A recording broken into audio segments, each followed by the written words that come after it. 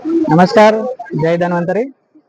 હું ડોક્ટર રાહુલ સિંગાડિયા, રસશાસ્ત્ર અને ભેષજ્ય કલ્પના વિભાગ, સરકારી આયુર્વેદ કોલેજ જુનાગઢ ખાતે ફરજ બજાવું. મારો વિભાગ જે છે રસશાસ્ત્ર અને ભેષજ્ય કલ્પના. તો રસશાસ્ત્ર અને ભેષજ્ય કલ્પના વિભાગ જે છે એમાં મેટલ્સ અને મિનરલ્સ એના ઉપરથી મેડિસિન બને. આજે તમે ભસ્મ વિશે સાંભળ્યું હશે કે આયુર્વેદમાં ભસ્મનો પ્રયોગ થાય. તો આ વિભાગ જે છે એ ભસ્મ કઈ રીતે બને અને કયા કયા ડિસીઝમાં એનો ઉપયોગ થાય એ માટેની પૂરી પ્રિપરેશન જે છે કરાવે છે અને અમે અહીંયા વિદ્યાર્થીઓને શીખવીએ. આયુર્વેદમાં અલગ અલગ પ્રકારની ઘણી બધી ભસ્મો બને છે. મેટલની ભસ્મ પણ હોય છે, જેમ કે સોનાની ભસ્મ, ચાંદીની ભસ્મ, તાંબાની ભસ્મ. આવી બધી ભસ્મો જે છે એ બનાવવા માટે ખૂબ જ વાર લાગે છે અને પ્રોપર મેથડથી એને બનાવવાની. તમે બધાએ સુવર્ણપ્રાશન સાંભળ્યું હશે. બાળકોની ઇમ્યુનિટી વધારવા માટે સુવર્ણપ્રાશન આપવામાં આવે. તો સુવર્ણપ્રાશનને કારણે બાળકોની ઇમ્યુનિટી વધે છે. બાળકો જે છે એ શ્રુતધર બને છે. આયુર્વેદમાં કહ્યું છે શ્રુતધર એટલે શું? તો કે જે વસ્તુ એક જ વખત બાળક સાંભળે અને એને ગ્રાસ કરી લે. તો આ રીતની ઇફેક્ટ જે છે એ સુવર્ણપ્રાશનથી મળે છે.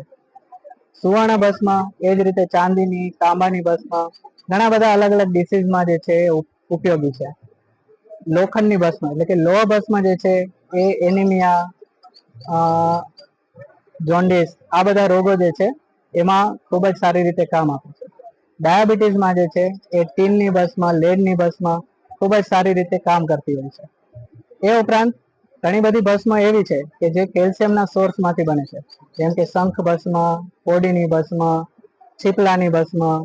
આ બધી ભસ્મ જે છે એ કેલ્શિયમના સપ્લિમેન્ટ તરીકે અને બીજા ઘણા બધા ડિસીઝ જે છે આયુર્વેદમાં જેને પિત્તના ડિસીઝ કહીએ છીએ, તો એમાં પણ ખૂબ જ સારી રીતે કામ આપે છે.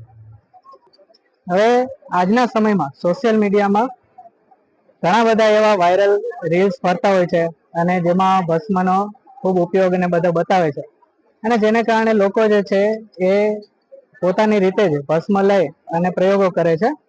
તો આ જે ટ્રેન્ડ અત્યારે શરૂ થયો છે એના કારણે શું નુકસાન થાય છે કે લોકોને ખ્યાલ નથી હોતો કે આ ભસ્મ જે છે એના કારણે સાઈડ ઇફેક્ટ પણ થઈ શકે.